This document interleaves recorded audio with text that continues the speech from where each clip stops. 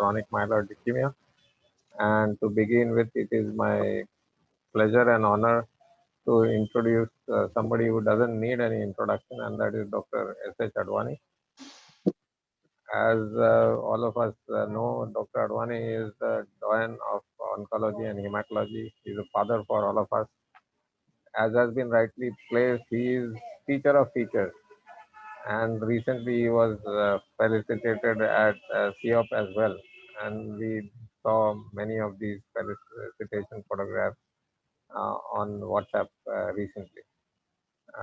Padma Bhushan Dr. Advani is a figure that most people with cancer will like to visit at least once, whether they are rich or poor, whether they are in Mumbai or from far off, they always come. And one more feather in Dr. Advani's cap is Dr. Smita Memorial Hospital that was inaugurated earlier this month. So his dedication to cancer, his dedication to providing services, his dedication to providing excellence and cutting edge technology to all patients continues. And his foundation continues to support cancer patients, especially those with chronic myeloid leukemia. So with these few words, I don't want to stand between you and Dr. Advani. May I request Sir Dr. Advani to please give his context setting and introductory comments. Over to you, sir. Thank you, Dr. Purvish. First of all, I must express my deep gratitude to the organizers and Dr. Purvish Parekh to give us a chance to discuss really on a topic which has undergone transformation in last 45 years. Transformation right from the initially where we had only the melphalan and hydroxyurea, where it used to be 2 to 3 years. And chronic myeloid leukemia used to be divided into chronic phase, accelerated phase, blast crisis, and the death. That was the sequence. Over a period of time, it changed. Change initially with the introduction of interferon. It did produce the Philadelphia disappearance, but in very few patients. And then came the bone marrow transplantation, allogenic. And I remember those days we were doing large number of bone marrow transplant for chronic myeloid leukemia. And they were successful in eradicating the disease. However, with the knowledge of better knowledge of the biology of the disease, where it was discovered that it's the Philadelphia chromosome, the BCR-ABL uh, translocation, which produces the chronic myeloid leukemia and a stimulation of the myeloid cells. And then its inhibition by the imatinib, like Gleevec, became the real talk of the subject. And we all really rejoiced when we saw that the Philadelphia chromosome, BCR-ABL, disappears, almost becomes zero in many of these patients. And that was a moment of joy. And I think that is what today we are seeing that, but I'm sure there are many more further advances which are going to occur. Today we are talking about the treatment-free remission after 5 years of the therapy. And that's where we are hoping that some of these patients are cured. And I think there are many other modalities which are yet to come. And today, I'm sure we are going to discuss all these modalities, and we will be richer in our knowledge after this webinar. Thank you. Thank you so much, sir. It is our privilege to have you for this webinar. Without wasting any time, I would like to introduce our first speaker, who is none other than Dr. Dipanjan Haldar, who is a hematologist working at Jupiter Hospital, Thane. And he'll be talking about ELN to 2020 guidelines and importance of monitoring in CML patients. Over to you, sir. Firstly, I'd like to thank Advani sir and Purvis Parekh sir, as well as the organizers for giving me this opportunity. I'll be speaking about ELN 2020 guidelines and importance of monitoring in CML patients. Since this is a short talk, I'll be first starting with the consensus and the controversies. So starting with the consensus in CML patients as per the ELN 2020 guidelines, what has been demonstrated is that there is no survival advantage with more potent TKIs used first line. We all know that the toxicity is increased with use of second generation TKIs. Vascular toxicity and pleural effusions with second generation TKIs were strongly linked to known vascular risk factors. If deep molecular response and treatment-free remission within 5 years is the goal, second generation TKIs are definitely superior. And ELTS scoring system is now the risk score of choice in CML. So this is where there has been definite consensus. What about the controversies? So in the controversies, the questions posed are: is treatment-free remission a legitimate goal of therapy for, or just something for the lucky few? Is vascular toxicity and pleural effusions equivalent for all second-generation TKIs? Are toxicity and potency unavoidably linked? And is selective intensification of TKI therapy the best frontline approach? So with this introduction, we will be looking into the ELN 2020 guidelines and looking our answers for the following questions. So we all know that the relative risk of CML is based on various clinical and hematological parameters. And these are the various scoring systems that we have used over time. So most important, previously was the SOCAL scoring system, then came the Euro scoring system. And then we had UTOS scoring system, which was just based on two parameters, that is spleen size and the number of basophils.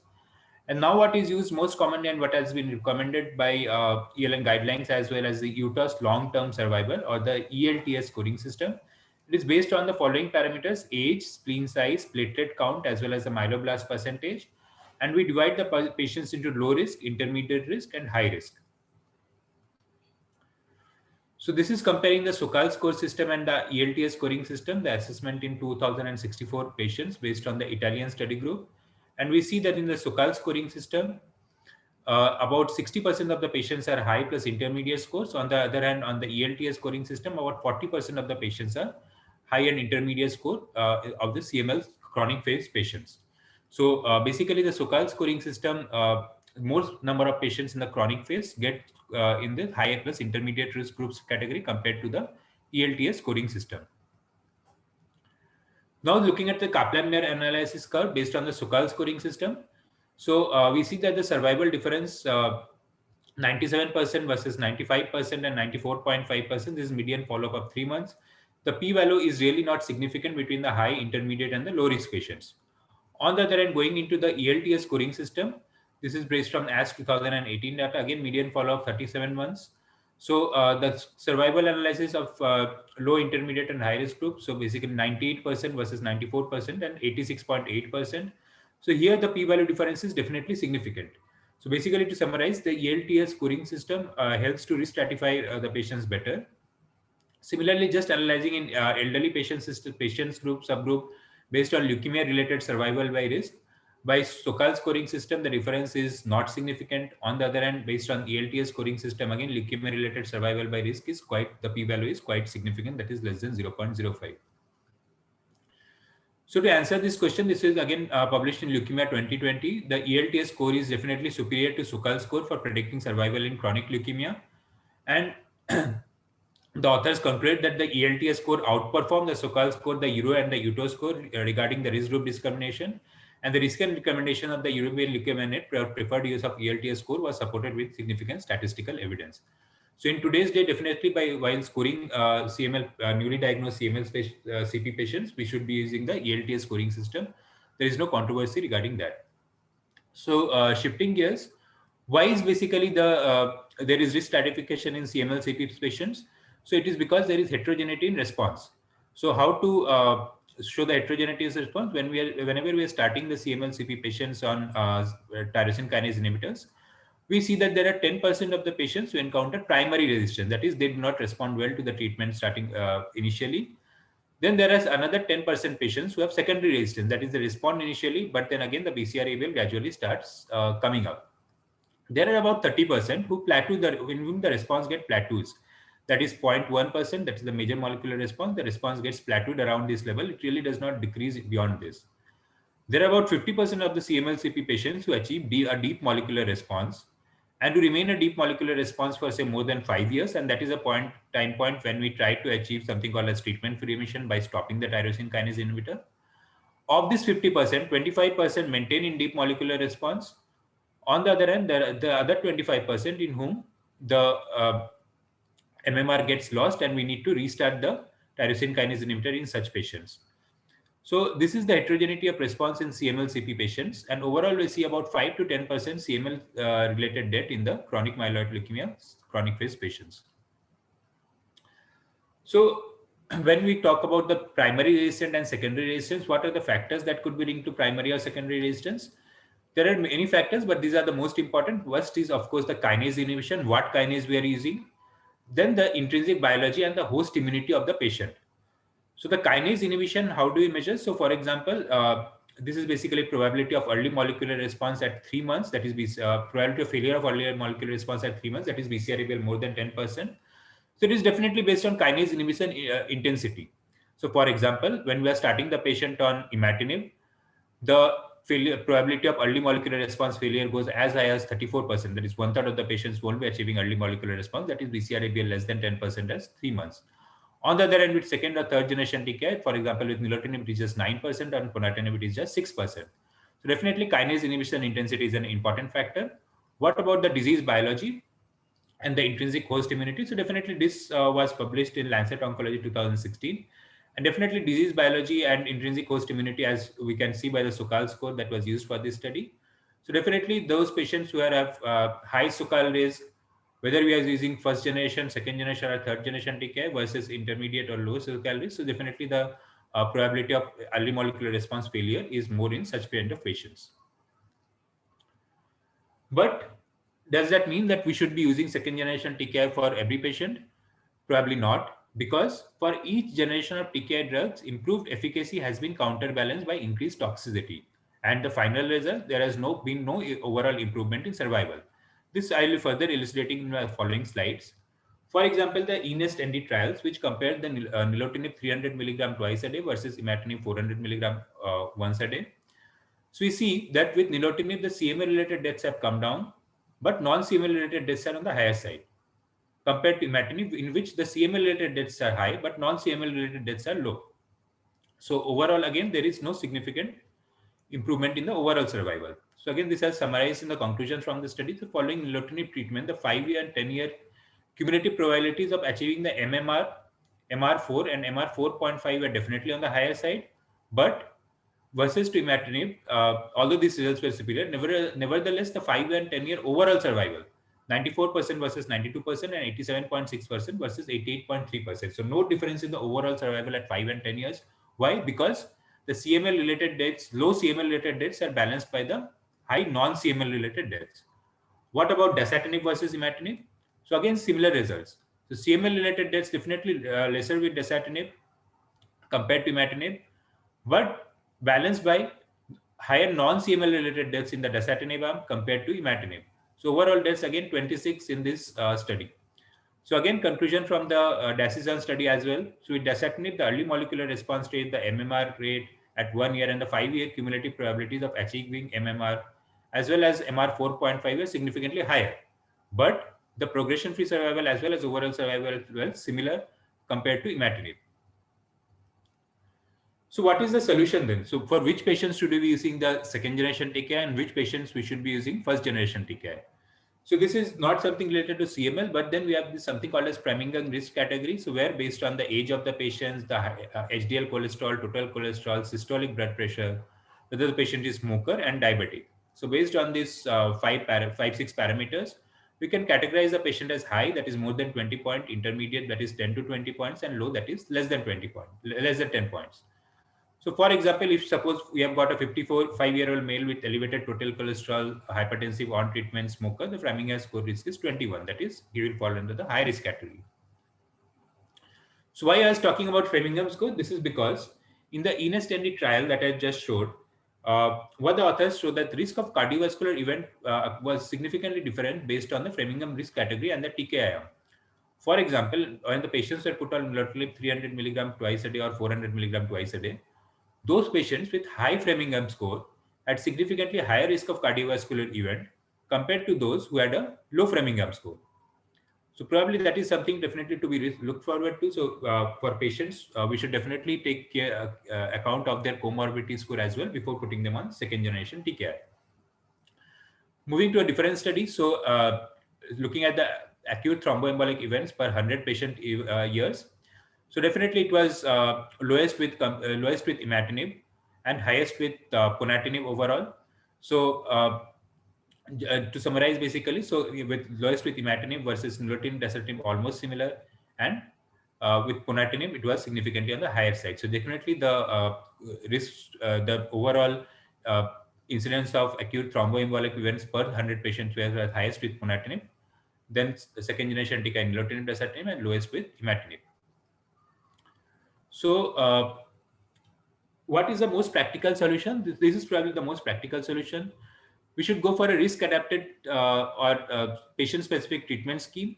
For example, if the TFR priority is low and the disease risk profile is low, then probably imatinib is a decent choice. On the other hand, if the patient is having a high TFR priority or a very high disease risk, that is very high disease risk based on CNML, then probably second generation TKIs are the probably a better option. But in this, so not just the TFR priority and the ELTS, that is the uterus long-term survival risk, we also need to look at the comorbidity score, as I was just elucidating. So those patients who are having high risk of cardiac comorbidity based on Framingham score, so for them probably second generation TKI is not such a good option. So expanding on the diagram that I was just showing, what should be the treatment scheme for patient with high cardiovascular risk? So for patients with high cardiovascular risk, we would probably stick to imatinib for most of the patients, until unless, of course, if the disease risk is very high or if the TFR priority is very high. So for those patients with high cardiovascular risk, most of them are green boxes. That is, for most of the patients, we should probably be using imatinib. On the other hand, what about those patients in whom the cardiovascular risk is low? So what those patients whom the cardiovascular risk is low, we should probably go for second generation TKI, especially if the TFR priority is high, and imatinib only probably in those patients in whom the disease risk is low or in whom the TFR priority is low. So that is definitely one of the options. What is the second option? The second option is basically we can start with imatinib and we can switch over to nilotinib or to dasatinib if the patients fail to achieve time-dependent molecular targets. So this was what was done in TIDAL 11 study. And we see that something called as TFS. What is TFS? TFS is transformation-free survival. That is the failure of the patients to progress to accelerated phase of blast crisis was 95%. So very good transformations-free survival at 3 years with early switch to nilotinib in this TIDAL 11 study. So with this, I'll be just showing two cases in the next about 5 minutes or so to illustrate whatever points I just covered. So for example, suppose we have got a 55-year-old man who is overweight, smoker, and has got high cholesterol. And because of all these comorbidities, this man was commenced with imatinib as the first generation TKI for CML-CP. And after 3 months, his BCR-ABL level is still 13%. Then what is to be done? So his BCR-ABL level was again checked after 1 month as per the present ELN guidelines. I will be showing these guidelines in subsequent slide. So at 3 months, it was 13%, and then at 4 months, it was 17%. Then what is to be done now? So options are continue to watch closely, increase the dose of imatinib, switch to second generation TKI, switch to ponatinib, or proceed to an allograft.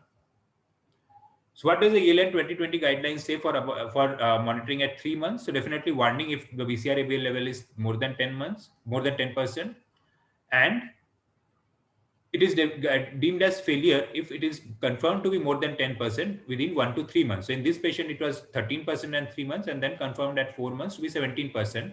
So definitely failure of first generation TKI. So in addition, what does the ELN 2020 guideline recommend regarding the molecular monitoring? So the BCR-ABL transcript to be done by IS at 3, 6, and 12 months to determine whether the current treatment should be continued, changed in patients of failure or resistance, or carefully considered for change depending on patient's characteristics, comorbidities, as well as tolerance. So definitely comorbidities is a significant consideration as per ELN 2020 guidelines as well. And it also recommends additional qPCR testing may be indicated, that is more frequent testing versus 3 months testing, if the kinetics of the response are not clear, or if there is toxicity or intolerance causing dose interruptions or reductions.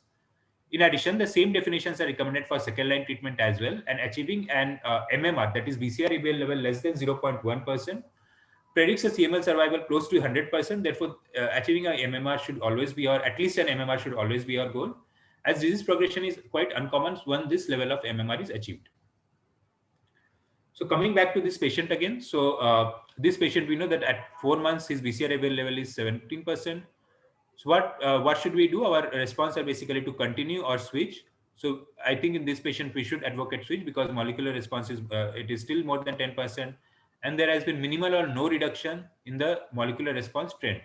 So definitely this patient we should be switching to different second generation TKI.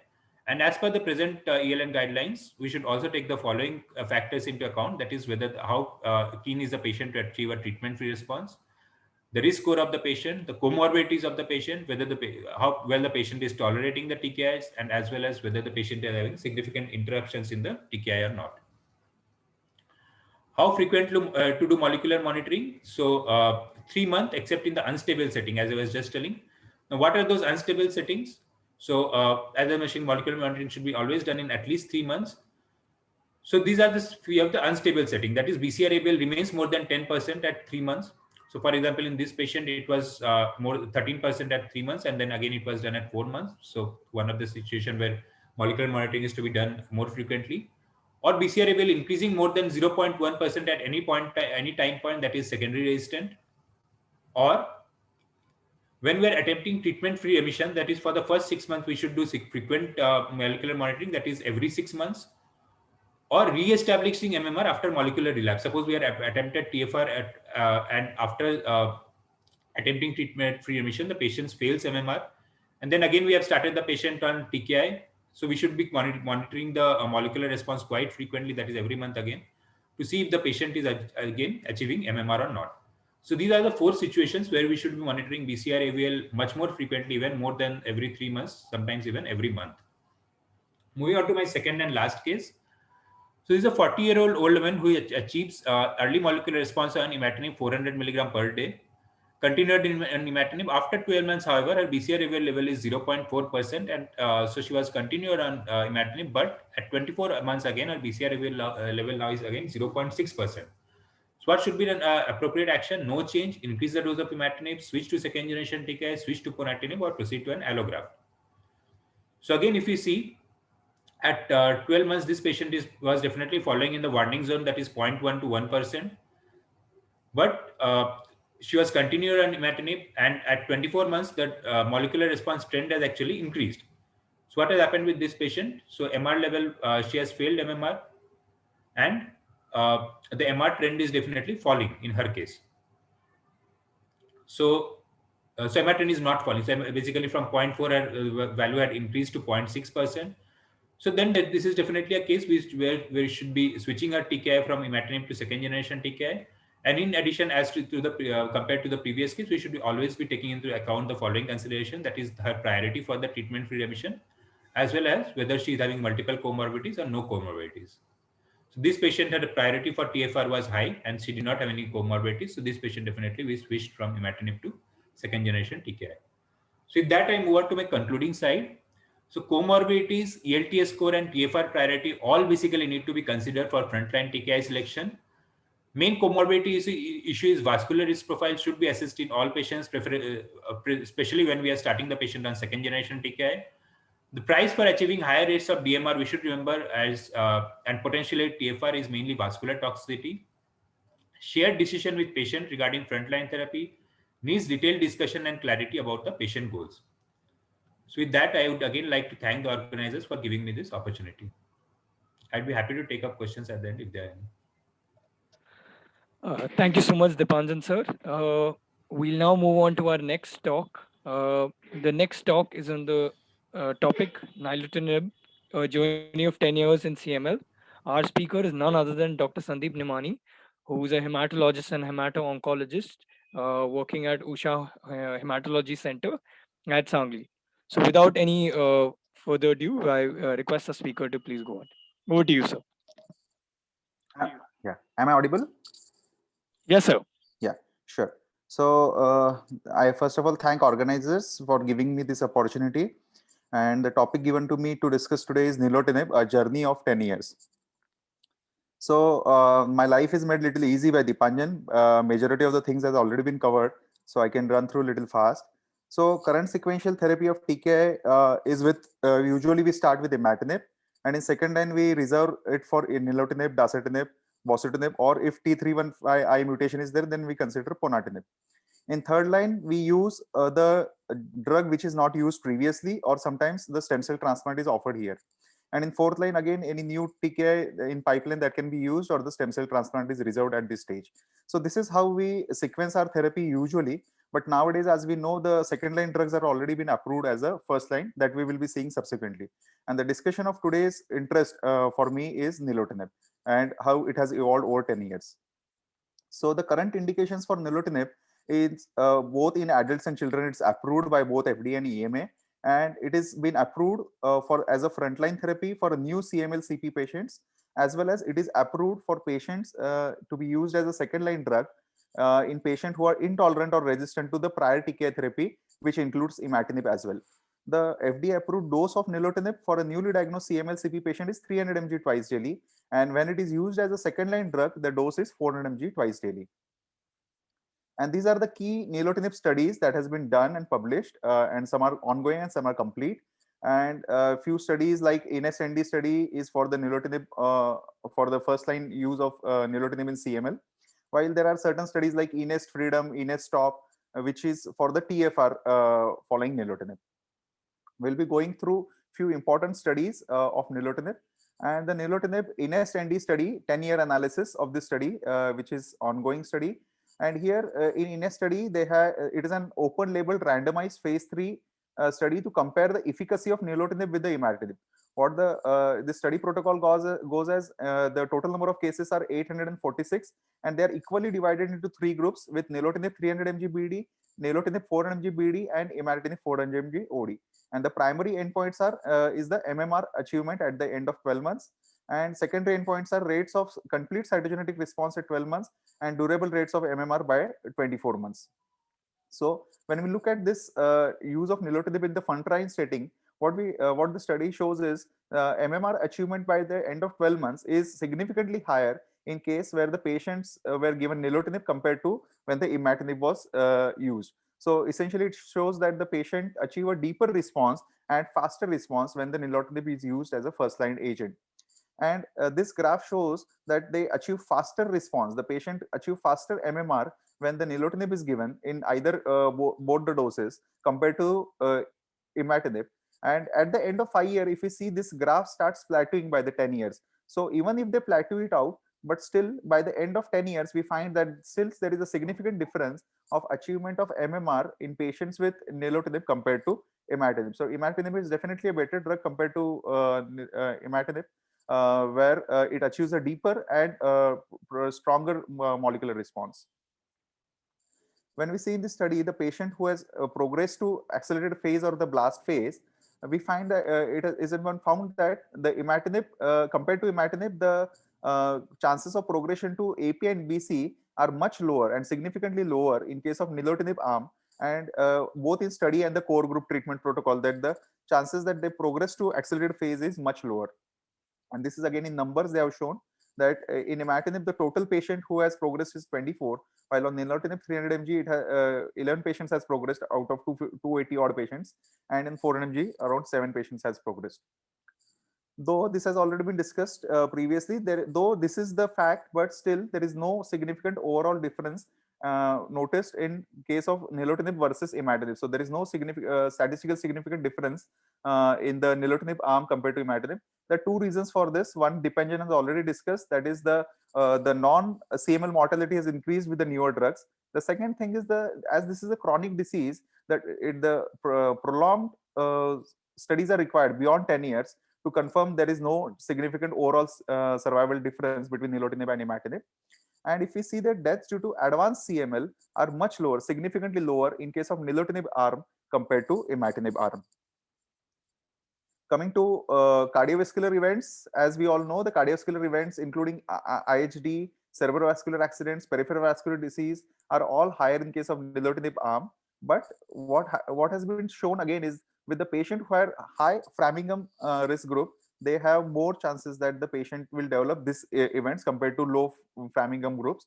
The INEST-ND study has not divided the patients as per the Framingham group while they included the patients. So essentially in our clinical practice, we can do this risk stratification, and then we can tailor it out which patient can be better fitted into a nilotinib arm. Coming to study INEST CMR study, where the patient who were given imatinib for more than 2 years, but still they have detectable BCR-ABL1 transcripts, they were switched to nilotinib 400 mg twice daily. And the endpoint of this study was to see whether the patient achieves CMR, complete molecular response, at the 12 months of starting this therapy. But this study has failed to show that there is no statistical significant difference between nilotinib and imatinib by the end of 12 months to show that the patient has achieved significant CMR. But even if we see the MR 4.5 is significantly higher in patients with nilotinib therapy compared to imatinib therapy. And this difference has lost when the patient was switched to nilotinib therapy from imatinib. So once the patient is given Tasigna following imatinib failure or the presence of BCR-ABL transcript by the end of 2 years, the statistical difference is lost, so that the patient catch up the MR 4.5 once they are switched to the nilotinib therapy. And this is very important as deep molecular response is a key criterion for attempting treatment-free remission.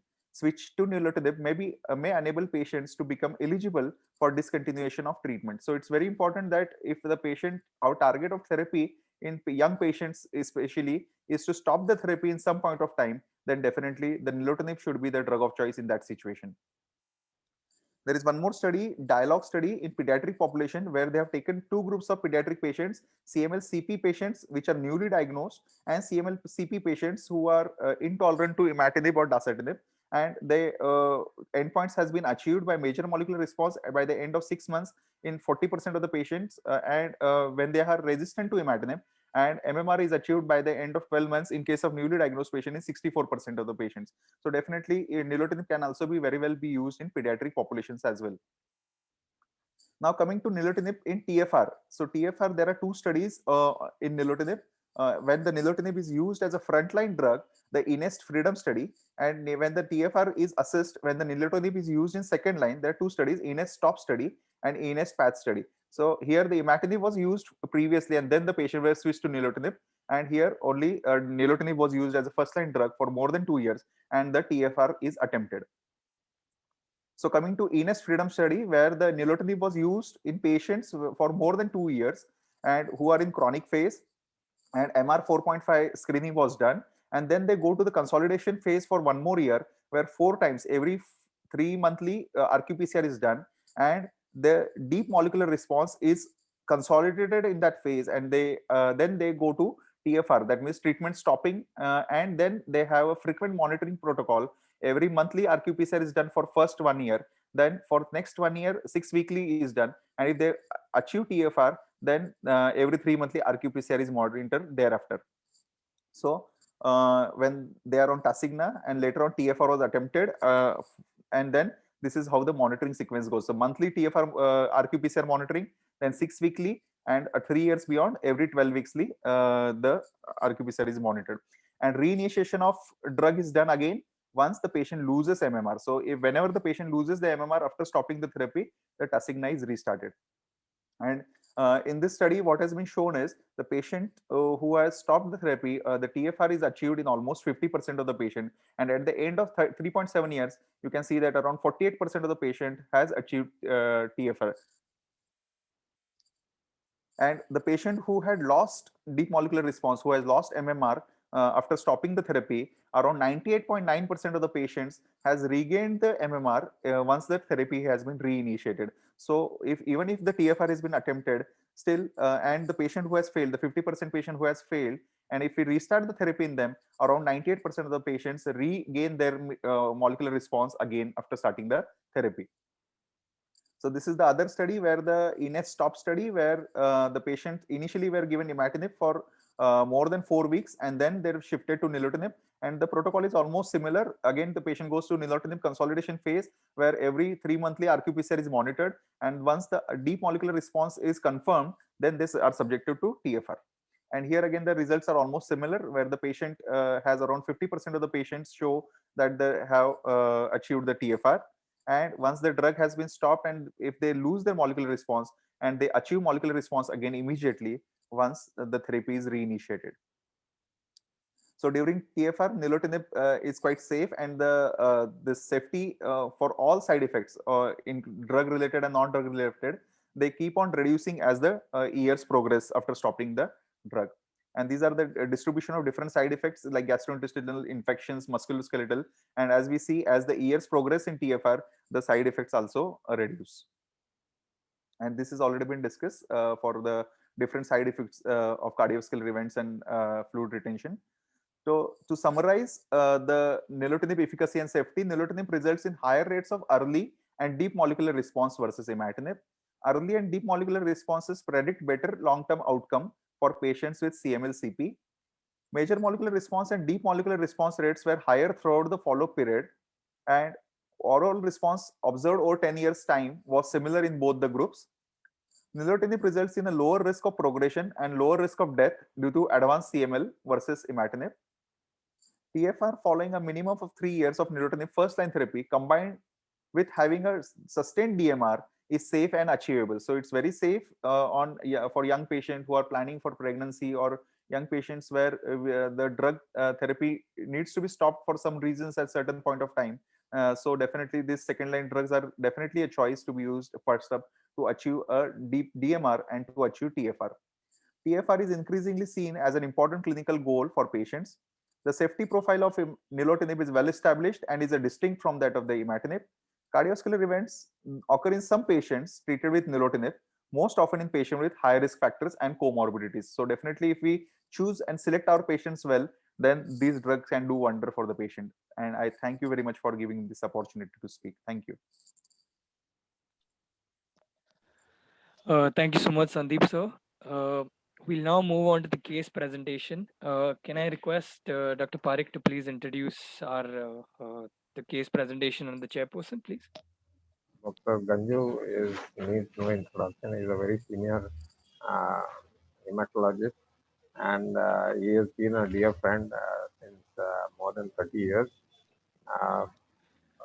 Dr. Ganju, can I request you to please? Sir, before that, sir, can we request our chairperson, Advani sir, to please make the comments? Dr. Ganju is our moderator, sir. Yeah. My apologies. Over to Dr. Advani sir for your comments. Please unmute yourself. Advani sir, you'll have to unmute your mic. Yeah. Perfect. Yeah. So I think we have a really good presentation, and we have seen that how a disease like chronic myeloid leukemia is now tamed, and we can keep it under control with all these imatinib and its new dimers. So I think this really has given us a direction for the future, and I'm sure there will be many more new discoveries to ultimately achieve the eradication. Hello. Yes. So, Dr. Parekh, you can take over now. Yes, sir. Thank you very much. Yeah, go ahead. Yeah. Please go ahead. Thank you so much, sir. It gives me great pleasure to introduce our moderator, who is none other than Dr. A.K. Ganju, who is a senior hematologist and a senior hemato-oncologist at American Oncology Institute, Nagpur. His panelists are Dr. Rahul Arora, hematologist from Nagpur, Dr. Shailesh Lavana, hematologist from Vellore, Dr. Shyam Rathi, hematologist from Mumbai, Dr. Nilesh Vasekar, hematologist from Nasik, Dr. Shivam Singla, medical oncologist from Mumbai, and Dr. Preetam Kataria, medical oncologist from Mumbai. So over to you, sir. Thank you.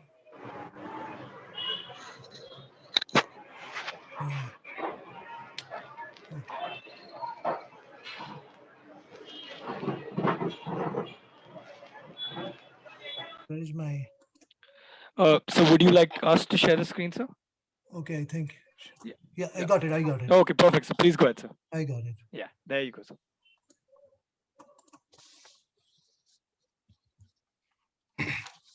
Well, today I'm moderating 2 cases, and my panelists are Dr. Rahul Arora, Dr. Shailesh Lavana, Dr. Shyam Rathi, Dr. Nilesh Vasekar, Dr. Shyam Singla, and Dr. Preetam Kataria.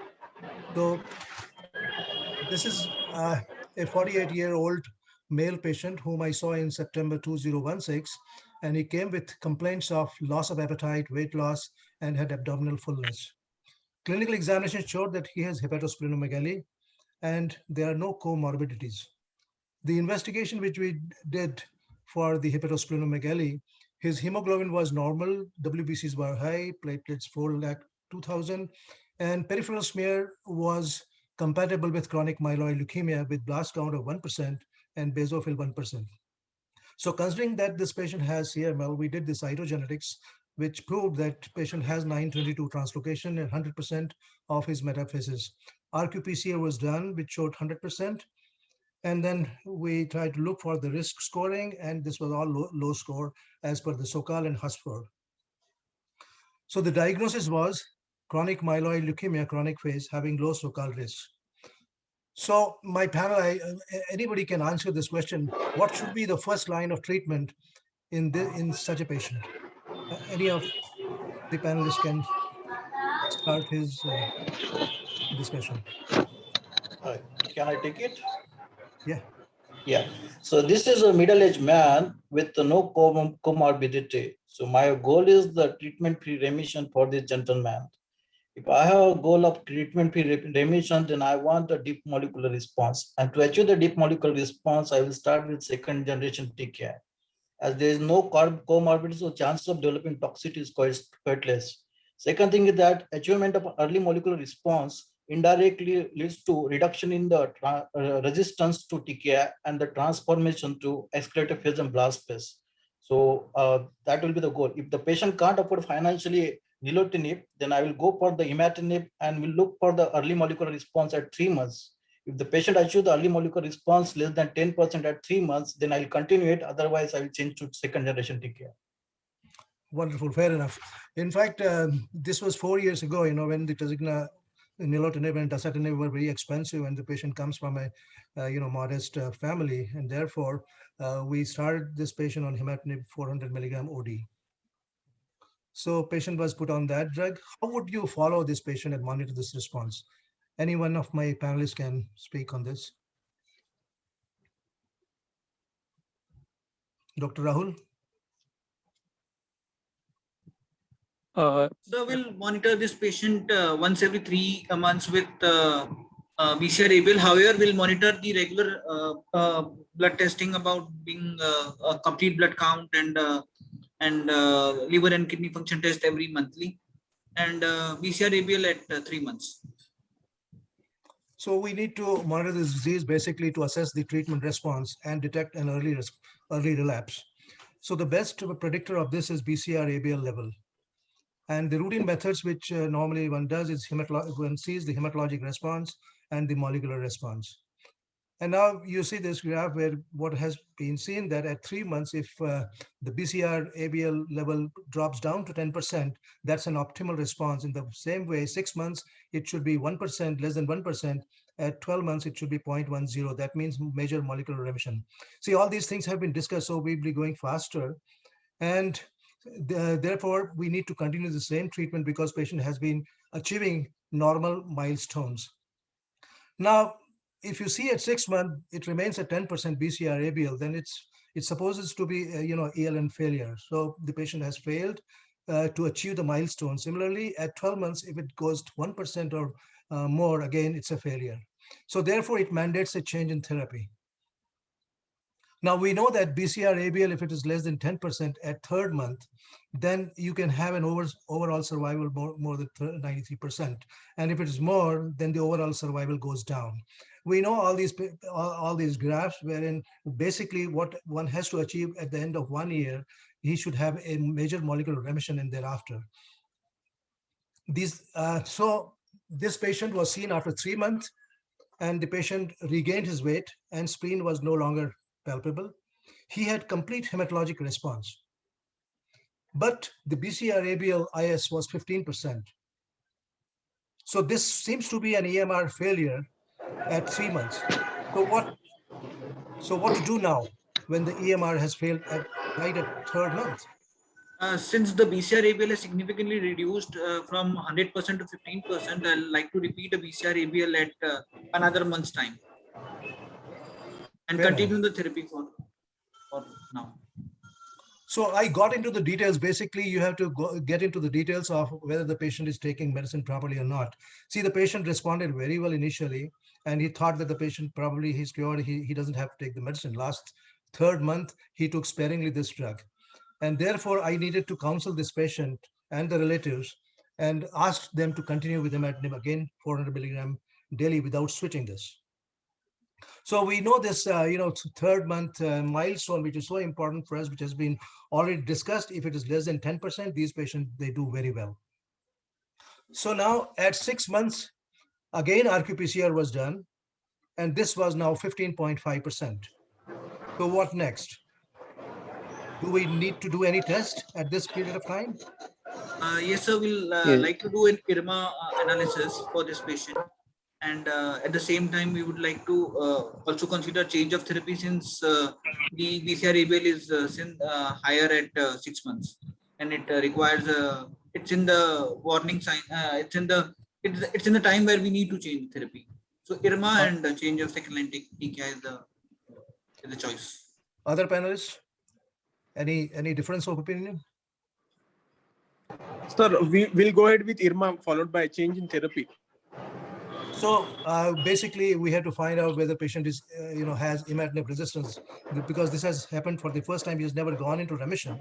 So primary resistance has to be looked in, and therefore one has to do the BCR-ABL-KD mutation. And the mutation was done, and he was found to have H396R. Now you can see this graph wherein we see there's an A-loop mutation, H396. And the response-wise, if you see, it responds to nilotinib and dasatinib, H396P/R, H396P/R. Here in imatinib, this is H396P. It doesn't respond to R. So the KD mutation gave us the way. So now what should be our intervention?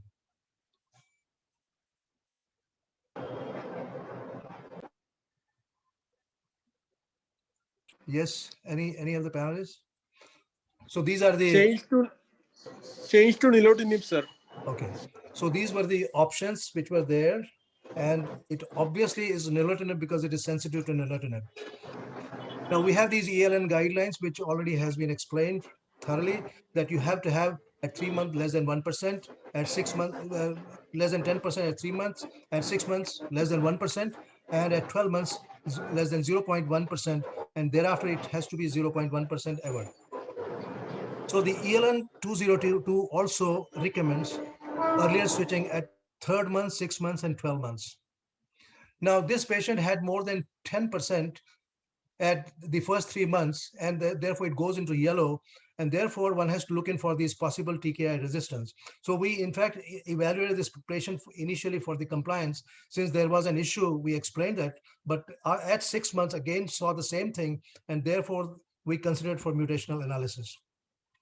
Now, these graphs have already been explained that eNSTEN 6-year EMR failure is associated with increased risk of progression and death. So since patient had failed initially at 3rd month, there was a strong possibility that this patient is going to progress.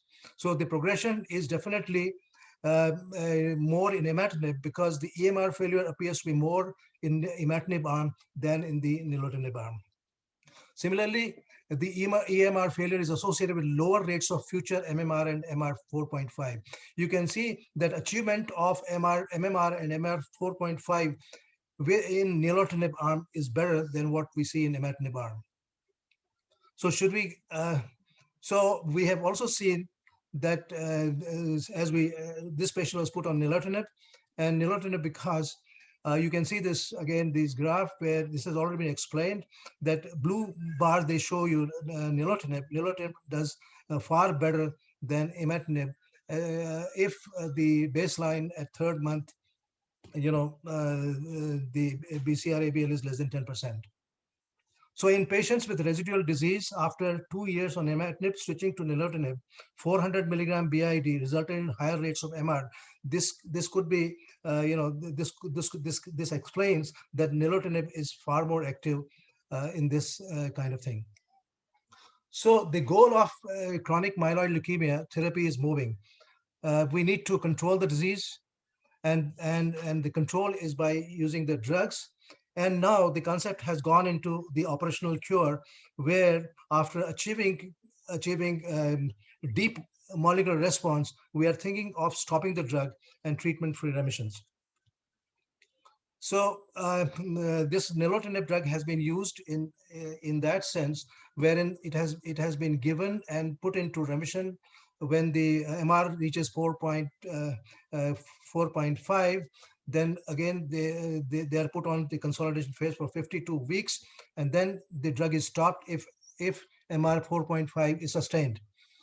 So it has been seen that after the stoppage of TF, after the stoppage of this nilotinib, you see that there is a drop in the MR levels. So 57.9, that means there is a recurrence, there is relapse, and that relapse at the end of 144 is to the tune of 48.4%.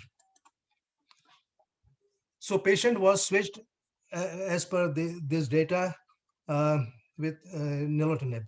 And now at third month follow-up, the BCR-ABL RT-PCR was 8%. So we had achieved a good decrease in the BCR-ABL levels. At 6 months, so it was 0.9%. At 12 months, again, it was 0.1%. So we achieved major molecular remission.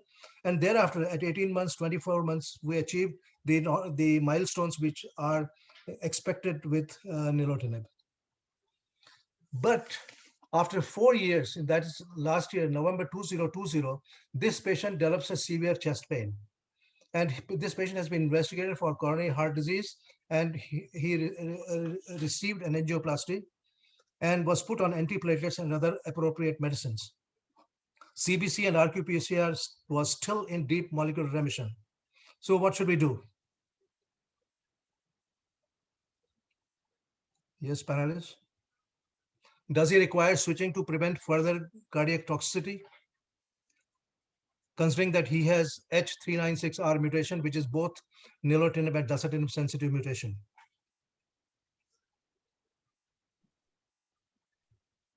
So since the patient is in deep molecular response for a pretty long time, options should be given to the patient regarding stopping the nilotinib for we can consider a treatment-free remission if the patient is willing for a monthly BCR-ABL. If the patient is not willing for a monthly BCR-ABL testing and lives little far and is not willing for a treatment-free remission period, dasatinib can be considered. But at the same time, we should also offer stopping the treatment if the patient has achieved a deep molecular response and is in deep molecular response for more than 2 years. Well, we discussed this with the patient. This patient, yeah. Sorry. So Yeah, the second generation TKI, the data is not mature for TFR. So I would like to either switch to low dose of dasatinib or change it to dasatinib. So we basically discussed this with the patient, that if we stop this drug, you will have to get the RQ-PCR done too frequently every month. And there is a possibility that you have 60% chances of relapse. So he was not ready for that. He wanted to continue the same drug, but I had to tell him that this drug is going to do more harm than help. So since the dasatinib had already arrived in the market, the generic one, we started with dasatinib 100 milligram 4 months back. Now, presently, he has been doing very well. His RQ-PCR has been maintained even after switching. Now, the question is, can we reduce the dose to prevent dasatinib-related pulmonary toxicity in future by reducing the dose to 50 milligram?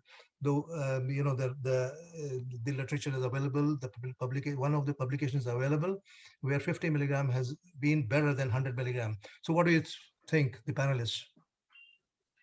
Yeah, there's a MD Anderson data of a very small number of patients, around 80. So that is the small study, but it shows significant advantage of low dose of dasatinib compared to the 100 milligram dasatinib. So that's still, I think, acceptable. Well, say as early as 3 months after the start of TKI therapy, treatment responses have been seen significantly with likelihood of cytogenetic and molecular responses and longer OS and PF. So A prompt switch to another TKI after treatment failure or intolerance to first-line treatment provides the best chance of achieving optimal response in CML patients. So I conclude this patient here, and we go to the second patient. Is the case study number 2. This is high-risk CML. Now, this is a lady, an unmarried girl, 25-year-old, had fever, and for that she got her routine CBC done, wherein it was found that her hemoglobin is 13.5, WBC 20,000, platelet 4,60,000. She was treated for fever and patient went back home. 6 months later, she again developed, now this time it was low-grade fever. She had weakness and a dragging sensation in left hypochondrium, for which she consulted. And at that period of time, the CBC showed that her hemoglobin is normal, WBC is 87,000, platelets 460,000. And the differential again was compatible with chronic myeloid leukemia with blasts of 4%, basophil 4%. And this time her spleen was 19 centimeters below left costal margin, and bone marrow done was compatible with chronic myeloid leukemia. Blast 6%, cytogenetic analysis showed 20 by 20 Philadelphia metaphases, and we calculated the so-called risk, which was 1.35. So what is the diagnosis, and do we need to do any other test in this situation? So this patient has a high so-called risk CML-CP. Which risk scores should we be using now to evaluate overall prognosis for CML patient, considering the ELN guideline 2020? This has been adequately actually discussed just before. So the 2020 ELN panel recommends use of new UTOS survival score rather than SOCAL, as it can predict the CML related deaths. And these scores have been used up now. So this is a SOCAL and ELTS score. This patient had UTOS. We calculated that it was 2.6. Again, it was high. SOCAL score was 1.35. And these graphs have already been explained, because ELTS definitely differentiates from SOCAL. You can see that some of the intermediate risk patient, they go to the low risk, and some of the high risk patient, they go into this.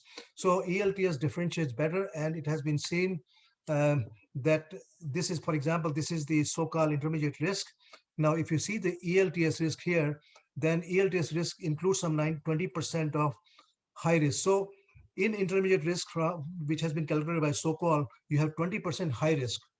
So it differentiates, and it has been seen in the publications that if you see the Kaplan-Meier estimates at the end of 5 years, that the high and intermediate risks, they curves meet together, but it separates out the low risk. So low risk can be separated from high and intermediate risk by SOCAL. But if you see the ELTS, it can separate all the three: low risk, intermediate risk, and the high risk. Similarly, it has been seen biological behavior that those patients who were thought to have high risk disease, 13% of these patients, 5 people had progression. Similarly, those patients who were treated with second generation, again, where you have the high ELTS score, 12% of these patients had, 5 patients, they progressed. So it could adequately say who are the patients who are going to progress. So what would be our treatment goals in high so-called younger CML-CP patients? So this is the question for the panelists.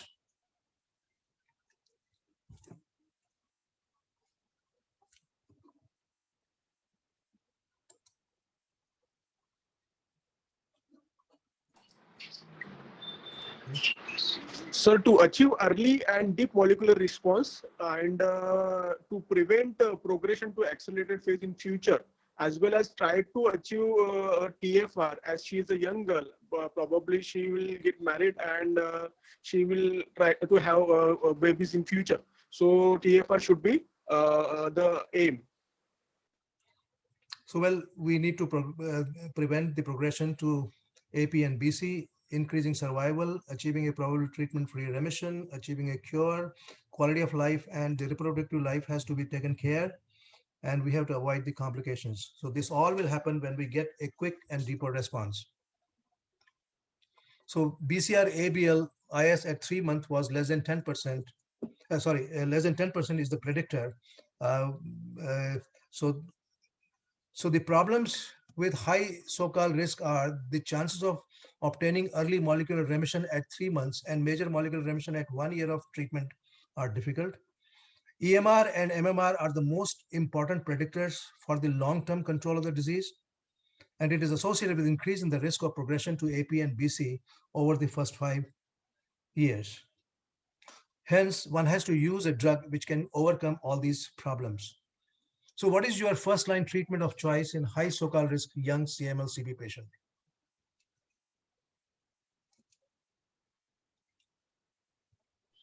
Yes, anybody? Second generation TKI, either Tasigna, nilotinib, or dasatinib. Right, that's fair enough. So this is a landmark analysis, improved rates of BCR-ABL when they are less than 10% at 3 months. You can see this is the imatinib, and this is the imatinib, and this is the nilotinib arm. So you can see there is a definitely 86%. The nilotinib arm shows 86% major molecular remissions when the BCR-ABL level at 3 months is less than 10%. So this is a high risk so-called. Similarly, if you see that BCR-ABL, if it is more than 1 and less than 10% at 3 months, then these are the dark bars. They show more of major molecular remission, better MR 4.5, better PFS, and better overall survival compared to when BCR-ABL is more than 10% by these lighter bars. So across all categories, patients have lower EMR and MR 4.5 rate than on 2G TKIs such as nilotinib and dasatinib. So similarly, if you see that the high risk, this is the nilotinib, and this is the imatinib. So you can see 44.9%, the MR 4.5 you get at 5 years in the high risk group, as opposed to the nilotinib, to the imatinib. So progression to accelerated phase and blast crisis on study. You can see the so-called score. These all graphs have already been explained actually. So in high risk, you have more of progression to AP than in imatinib as compared to the nilotinib. So patient is at high risk. And what about the comorbid conditions? Because that also we need to take care.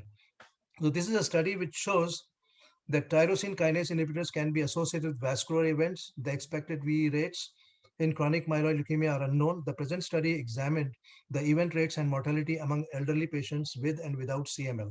And what they came out that the risk in these patients with CML was driven primarily by the underlying factors associated with CML. That means it is not the drug, it is not the disease, but it is the underlying factors. The other study which shows here, it's exactly opposite, where in these 10 clinical trials, they have shown that all these bad effects which are seen, they are with the second generation TKIs as opposed to imatinib. So this forest graph shows that. And same thing is explained here that nilotinib, dasatinib, and bosutinib have more of CV related toxicities series. And the pleural effusion, which has been seen more common with dasatinib, but it has also been seen with the imatinib, but not to the tune what you see in the nilotinib. So this is what we are seeing in the Decision trial, where the pleural effusion has been seen more as compared to the imatinib and the pulmonary hypertension. So what about the low dose dasatinib, which I was considering in this situation? So low dose dasatinib, that is 50 milligram per day, single center phase 2. The sample size is small because there were only 81 evaluable patients. Most patients had low so-called risk disease. There was a short median follow-up. Toxicity to manifest, they will take more time. And during this short period, 25% had dose interruptions for a median of 13 days, 2 of which were for GI bleeding, and 6% had pleural effusion grade 2 and grade 3. So out of these 81, 5 were treatment failures and taken off the study. 1 developed ILD and hence was taken off the study. Better efficacy with respect to standard dose dasatinib, it does show in the in the publication, it does show the favorable response as compared to the historical control, but that's not the way one should do. So the problem with this study was that single center study, phase 2, single arm, small size, and in the era of TFR being the goal, one will be skeptic of compromising the dose of dasatinib in real life before we confirm all this data. So we need to see that this data comes out from many more centers. So this patient who was put on nilotinib 300 milligram BID had complete hematologic remission, achieved BCR ABL-IS less than 10% at 3 months, BCR ABL 6 months, it was less than 1%, and at 1 year it was 0.1%. So patient achieved all the milestones, and currently she is under regular follow-up, and adherence has been very good. So I stop here, and now a few points here. She is a girl, parents are planning for her marriage, pregnancy needs to be considered, and hence TFR was discussed with well in advance. So our aim in this patient is to get the DMR, that means MR 4.5, and allow her for the TFR. So why we need to stop TKI in CML? Impaired quality of life due to mild toxicities. The cost of lifelong TKI therapy is substantial. Long-term side effects of TKI, like peripheral vascular disease, myocardial ischemia, pleural effusion, pulmonary hypertension, etc. And a significant number of CML patients are in a reproductive age group, and therefore we need to take care of that also. And sustained deep molecular response MR 4.5 is to be attained so that she is eligible for TFR. So the conclusion is that high so-called risk CML CP patients have a higher risk of progression. Nearly double the number, 86% of high so-called risk patient on nilotinib achieved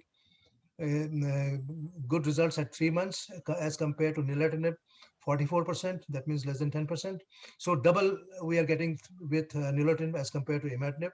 And EMR failure in high so-called risk is almost 4 times lesser with nilotinib. Nearly double the number, 44.9% of high so-called risk patient on nilotinib achieved MR 4.5 at 5 years compared to imatinib, 23.1%. And CV rates were higher with second generation TKIs than the imatinib. However, deaths due to CV were less. So therefore, this Tasigna or the nilotinib outscores the imatinib, and therefore it should be used as an upfront treatment, especially when the goal is TFR. Thank you very much. Thank you very much, Dr. Ganju. That was a fantastic discussion in depth for the finer points, which are normally not there in textbook. And I think the panelists were absolutely spot on to guide us on what is the right treatment. May I now request Dr. Advani to give the concluding remarks, sir. So please unmute yourself, sir. Thank you, Dr. Parekh. I think I must thank all the panelists as well as all the speakers who have done such a good job and given us a bird's eye view of what is happening in chronic myeloid leukemia. And I think such type of the advances in future will definitely show us the better way. Thank you very much, all of you, and all the best. Thank you, sir. Thank you.